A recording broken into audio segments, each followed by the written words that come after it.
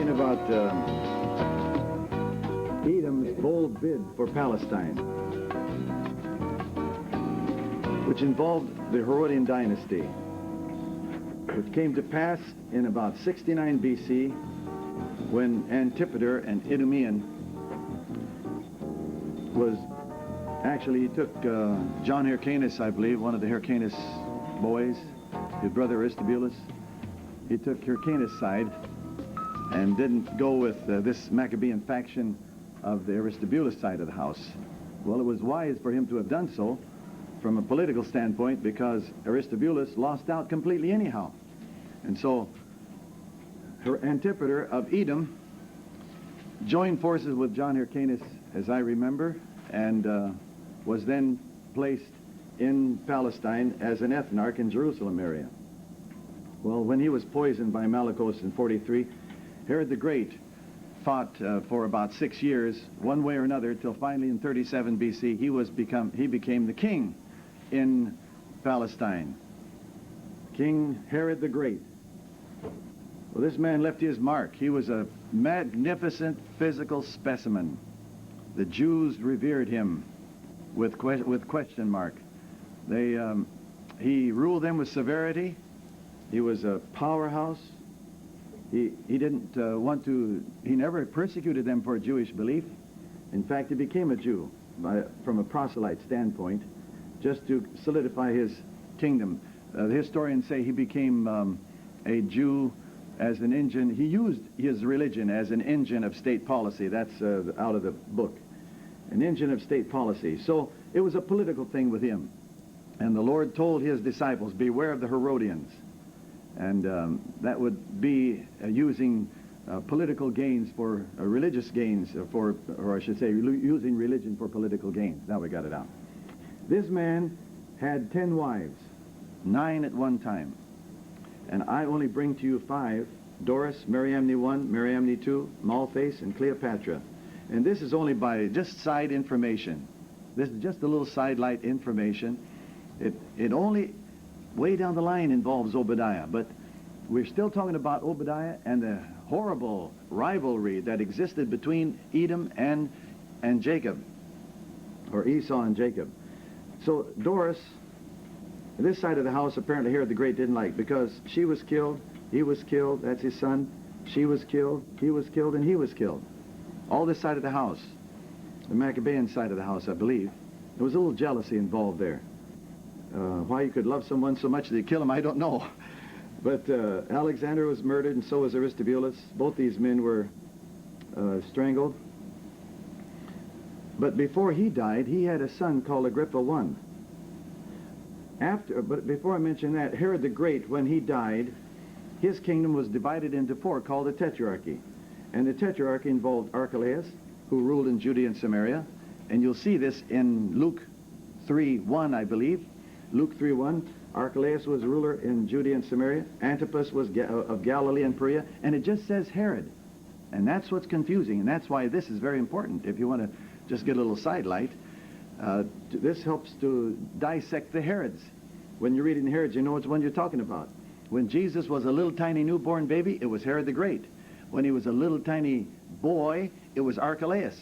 And he was told not to go back to Jerusalem because Archelaus, his son, reigns in his stead. Herod the Great's son, Archelaus, reigned in his stead. And then when he was a young man and was preaching, it was Herod Antipas that he had to face and cope with. Philip, too, was the only one that ruled with any degree of with honesty and integrity. Philip, too, over the Decapolis. And then Lysanias, who was not a member of the family but a very good friend of Herod the Great, became the 4th man, Lysanias, and he was way up there in Abilene, up by Mount Hermon, up in Damascus area. So, after Philip I received no inheritance, so this side of the house became the Tetrarchy. Archelaus, he only ruled about 6 to 8 years, maybe 10 at the most, and Rome couldn't even stand him, so they deposed him. They kicked him out of office. And when Rome kicked them out, then they sent their own procurators over to rule Judea and Samaria.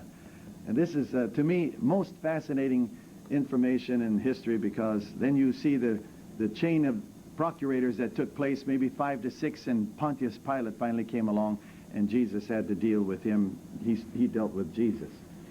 But Antipas was still ruling in Galilee and Perea when Pilate was on the throne. Judea and Samaria were distinct, but what did Rome care about their distinctiveness? They brought them both together into one province, and the procurators had charge over them.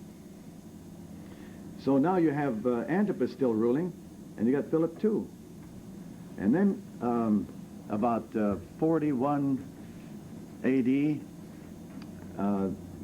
Agrippa was sent over from Caesar, and he became king over more territory than all the kingdoms since Solomon, because he had Abilene included all the way north. And he was a rascal of rascals. In fact, he's the one that killed James with a sword. This Agrippa here.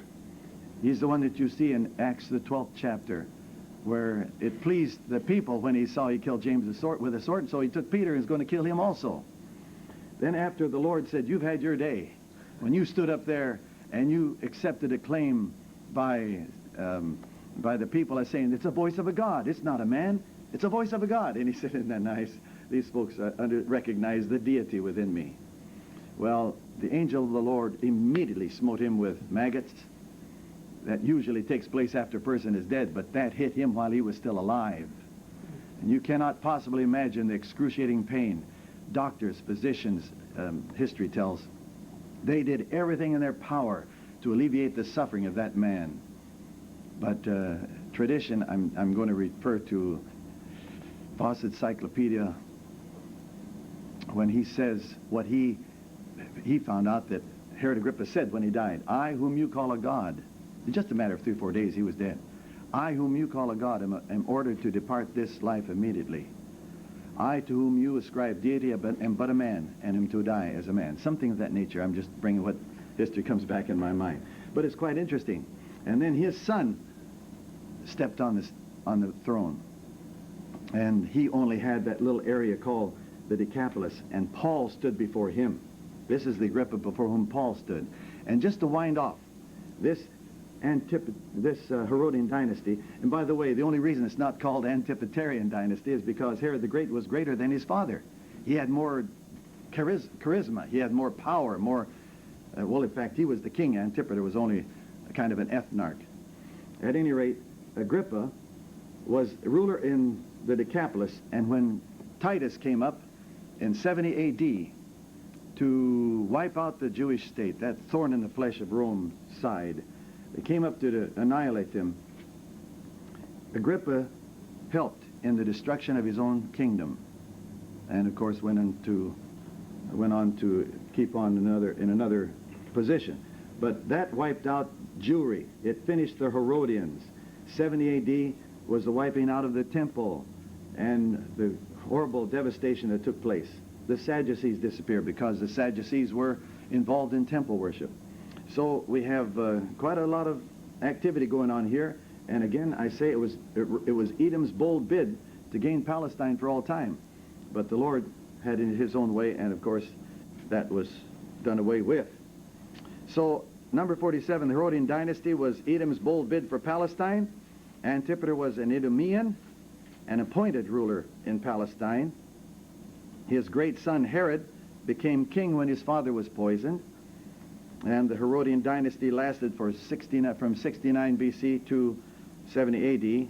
Should be from instead of 4. And probably was thinking about 140 years when I put the 4 down. And Rome annihilated the Jewish state and the Herodians in 70 A.D.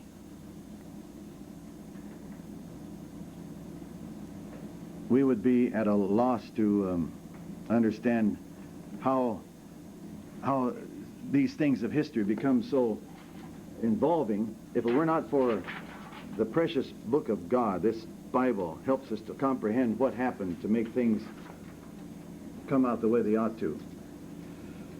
I thank God for the book of Obadiah. It's just a very terse telegram stating what's going to happen. And we don't have to worry about God not taking care of his own. When he makes a plan, man can do nothing against it.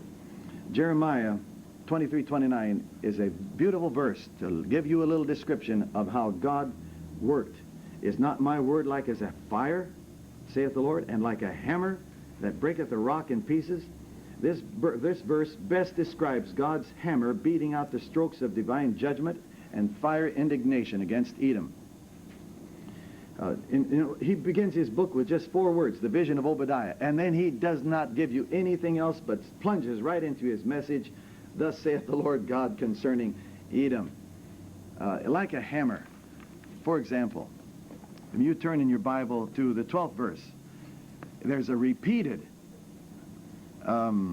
pointed comment against their activity that just sounds like a big old hammer beating down upon them. Thou shouldst not have looked on the day of thy brother in the day that he became a stranger.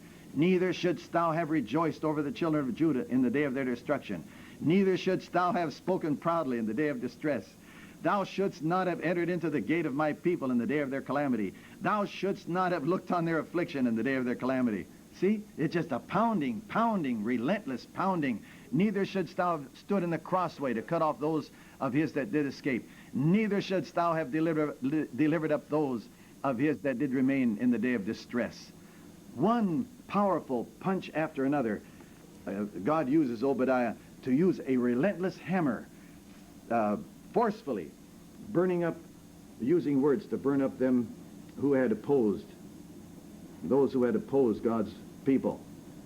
So, and it's just a beautiful little observation, the vision of Obadiah. 4 little words. There's not any extraneous material at all that you could look to and say, well, now I'm glad he put that in there because now I can see a little bit about Obadiah. The vision of Obadiah, and bang, he's in the middle of the prophecy. So it's a very pertinent thing. Jeremiah 23:29 uses a fire and a hammer to describe God's word. 53, Obadiah's book reminds one of Jeremiah 23:29 regarding Edom. And Obadiah's introduction has only 4 words. He gets down to business with, thus saith the Lord God concerning Edom. Or, yeah, just as soon as he finishes, it says who he is, the vision of Obadiah.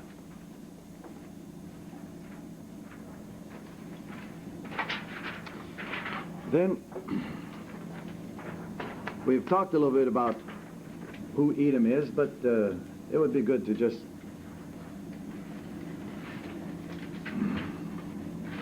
be definite. Now these are the generations of Esau, who is Edom. So Esau is Edom, where it says, now these are the generations of Esau. Jacob's name became Israel. Esau didn't get his name from God like Jacob got his name from God. Jacob's name was changed because he came to grips with God, just like your name was changed. You're supposed to be Ronnie Jesus because you took on his name, see? And Nanette Jesus. Isn't that wonderful to have that name? So we've been changed too. We all have taken on the family name. That's our nomenclature. Now, who is Edom?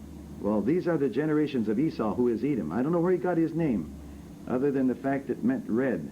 And when he was born, the Bible said he was red all over. Where did he get this name? Well, there's a little conjecture. Possibly came from the color of the skin at his birth, or the color of the lintel, because the pottage he got was all red, and it might have been a nickname. Who knows? For he made a bargain for his birthright.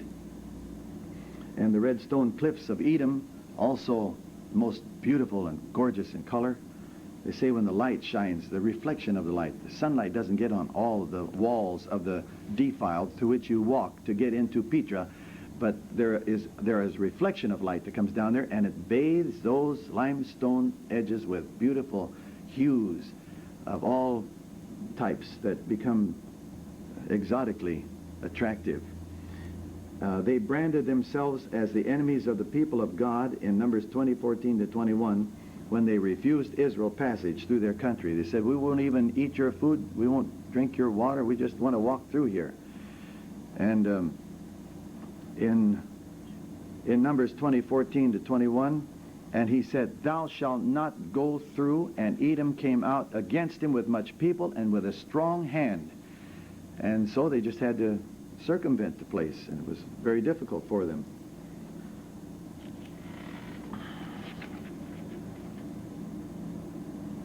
Esau became known as Edom in 56, and Jacob became known as Israel. And Edom means red. Esau possibly got his name from either appearance or from the pottage or from the country. So you got three words you can put down there: from appearance or from the pottage in the country. I rather think it was from his appearance at birth. Edom refused traveling Israel passage through their country. And for this hostility, they became an enemy of God and Israel. So God is very much concerned upon how people treat his people, his own children. The wrath of God is upon those who hate his children. In fact, when he arrested Saul of Tarsus on the road to Damascus, Jesus was up in heaven. So was Saul actually kicking against him? Was Saul actually persecuting him? Well, Jesus said he was. Why persecutest thou me? And after all, he was just persecuting the people that belonged to Jesus. Well, that's how closely associated Jesus is with his people. You're not left alone. You're not out on a limb. When you become a member of his, he takes care of you. And that is just absolutely a fantastic truth. So whenever people do anything against you, they're doing things against the Lord. You ever stop to think of that? It's a fantastic thing. This kind of a Guinness Book of Records. This feud between Esau and Edom went on from birth. When he was just actually being born, there was a little feud going on, and it went on for 1,000 years, over 1,000 years. That's why you mentioned the Hatfields and the McCoys, because that family feud is going on. That feud going on between those families for quite a while. But there's a struggle begins in the womb between them. And it says, "And the Lord said unto her, 2 nations are in thy womb. The one people shall be stronger than the other, and the elder shall serve the younger." Already there's trouble. And there's characters revealed at birth in Genesis 25, 24 to 26. "And when her days to be delivered were fulfilled, behold, there were twins in her womb. And the first came out red all over like an hairy garment. And they called his name Esau. And after that came his brother out, and his hand took hold on Esau's heel, and his name was called Jacob." And that becomes quite the beginning of a terrible struggle. And then there was a little stewing over the birthright. And Jacob, in 25, 27 to 34, "And Jacob said, Swear to me this day. And he sware unto him, and he sold his birthright unto Jacob. Then Jacob gave Esau bread and pottage of lentils. And he did eat and drink, and rose up and went his way. Thus Esau despised his birthright." It's surely a type, a natural, of the natural tendency of things of the world to discount spiritual values. And Esau was a prime mover, or a very good representative of those who would prefer something in hand rather than have faith for the future. And he moved on down to the land of Edom. We don't, we say here, it just explains Esau gathered his wives and children and settled in the country of Edom, and thus dwelt Esau on Mount Seir. And Esau is Edom. So there's no misunderstanding there. Edom refuses Israel passage, and I just read that to you. Just discussed Edom's belligerence and against his half-brother Jacob by not permitting his journey through their country, Edom. It would have saved them an awful lot of difficulty if they could have gone through by the king's highway. Saul fights against Edom in 1 Samuel 47. So Saul took the kingdom over Israel and fought against all his enemies on every side, against Moab and against Edom. So the struggle still goes on.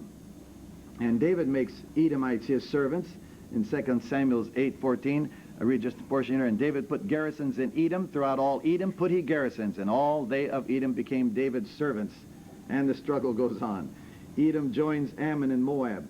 And 2 Chronicles, this is the instance when Edom, and they call them the children of Mount Seir, and the children of Ammon and the children of Moab, when they all joined a tripartite force against Jehoshaphat and his people, then of course the rumor was that they're coming up against us, what we're going to do. And then the prophet told Jehoshaphat, just to stand still and see the salvation of the Lord. And the choir came out singing, and the army came behind.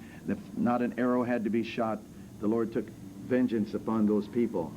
Edom and Ammon and Moab all killed themselves. And then Edom regains its freedom. 2 Chronicles 28:17. For again the Edomites had come and smitten Judah and carried away captives. That only God permitted that to happen when they had forsaken his principles and they'd gone in the way of wrong. Whenever Israel refused to walk with God, then the Lord permitted things like this to happen. Then Matthew 2:1, Herod of Idumea on Judah's throne. Now it says, now when Jesus was born in Bethlehem of Judea in the days of Herod the king, not many people know that Herod the king actually came from Edom and was of that hated family that now sits on the throne ruling in the very kingdom of Jacob. What a shocking thing. And right at the time when the rightful heir, this is to me so important, when Herod the Great sitting on the throne, right at the time when the rightful heir to the throne, Jesus, was born. Can you believe it? And he came from the tribes of Jacob. So Edomites were destroyed in 70 A.D. I think the Maccabees helped to do something to decimate them. The Chaldees came up, and with the help of various areas, finally Edom was destroyed completely. So Ishmael's descendants carry on the feud, and the battle is still going on. The Arabs and the Jews are still struggling, and on it goes. But this gives you a little rundown on this over 1,000-year feud. It's quite an interesting investigation. At least it is to me. Now, Petra, a city of Edom. This is also a very interesting investigation. When you say Petra, you're saying Edom. When you say Mount Seir, you're saying Edom. When you say Bozrah, you're saying Edom. A city of Edom. This country is called Mount Seir in the Old Testament, also as Bozrah. In Isaiah 63:1, it says, who is this that cometh from Edom with dyed garments from Bozrah? Well, it's just saying the same thing somewhat. It was Bozrah, a most northern city of Edom. You say Washington, D.C., well, you're thinking in terms of the United States of America. Get the picture? Petra, the Greek equivalent for the rock. And in verse 3, the pride of thine heart hath deceived thee, thou that dwellest in the clefts of the rock, whose habitation is high. So when you're saying rock, you're saying Petra. And it was a mysterious fascination associated with Petra from ancient times. People have been somewhat impressed by this mystical place down there, all hewn out of the rock and so hard to get into and so impregnable, so to speak. It was lost to civilization for over 1,000 years. People didn't even know it was existed. That gives you a little clue of what might happen during the time of the Antichrist, where he doesn't even know that, he doesn't even worry about that. It's a God-forsaken place, and it isn't even worth his investigation. So the Lord's got a beautiful place right here on earth to hide the man-child Jews.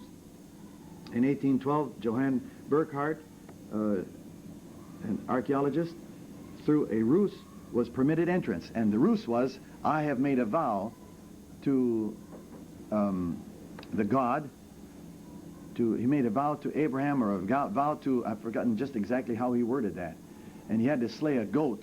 And that was very sacred to the Edomite. And he just used that. Someone told him to say that, and he was able to get in.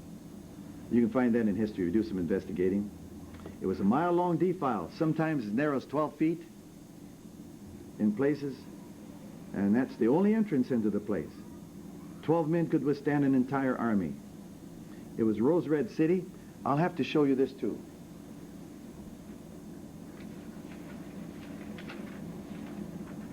This gives a little picture. Whether it can be picked up on the camera or not, I don't know. But this shows a little picture of the temple area, and dug right out. It's so beautiful. It's just dug right out of the side of those great big high mountain sheer cliffs, and carved, beautifully carved, with figures and that sort of thing. So it's really a fantastic representation of their ability to create what they wanted to create. It was a rose red city, and you get somewhat of that tint as you look at it, a kind of a rose red tint to the sides of the wall. And there was a place to walk into them, these cities, and there was a high, I don't know how many feet high the columns are, but this is the first thing that hits you when you walk through that narrow defile into this area. All of a sudden, this temple just blasts you right in the eye. They carved their dwellings and their business places and their places of so-called worship. They had no God, so they had to be worship unto something, and they dug it out with their own chisels right out of the side of the walls of the sheer cliffs. Then temples, tombs, dwellings were at dizzy heights. Caves were dug from the mountain walls. They had a theater. Archaeology has uncovered a theater that could easily seat 3,000 plus people. So when they got together, they had their programs too. So this gives a little, if not a visible, rundown on the country. It at least tells us something about Petra. And when Obadiah writes, he knows all about this. He knows all about that and the pride of their hearts. Which brings us to verse 3.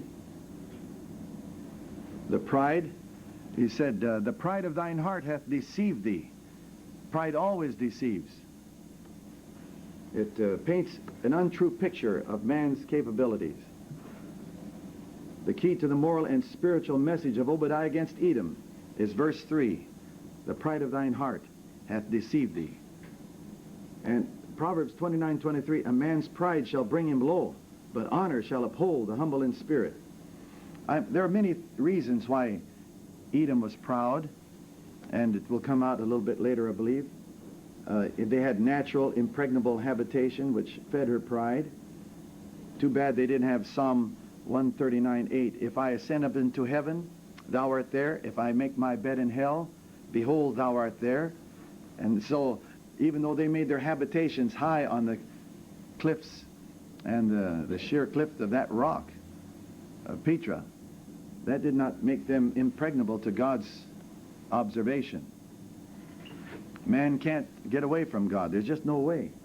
And David had that all spelled out in the Psalm. The eagle was an ancient symbol of deity.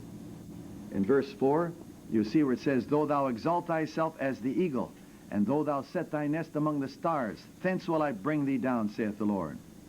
So though he may be inaccessible to man, he sure was not to God. Lucifer did that pretty much too. He said, I'll ascend upon high. So the very devil that did that to God before he was cast out of heaven, he's also doing that to mankind, and he's been doing that all along. He surely was a prime example of this in Edom, because they said, though thou make thy nest as the eagle, exalt thyself as the eagle, and though thou set thy nest among the stars. That lets you know that they were really high up there, and they used this inaccessibility as a basis for a lot of their pride. But they were not only pride because of their place, they had a lot of pride because of their wisdom. They were very wise people from just the natural standpoint. And transparency, well, the struggle between Jacob and Esau covered a period of 1,000 years. I don't know if we covered that. 62 and 63, this fight began at birth. And sorry to have missed that. It was going to make me a note, make sure I didn't pull this done. It carried on until even an Idumean Herod ruled Judah. You probably have these from what has been already said, which is the right way to do it. Ishmael's descendants still carry on the fight as Arabs. Number 65. And Petra was the best naturally fortified city of Edom. In the Old Testament, Edom was Mount Seir. And 68, to enter Petra, one must travel through a mile-long defile. Very narrow, very beautiful, gorgeous colors. Petra is known as the rose red city because of this limestone colored rock. Her temples, tombs, and dwellings were carved out of limestone rock. Now, this is what we've been talking about on this particular transparency. Pride was Edom's great sin. I really think that's the basis for all of man's sin. The touchstone of man's sin begins with pride. Proverbs 29:23 says that pride brings a man low, and their impregnable dwelling places fed their pride. There are three things that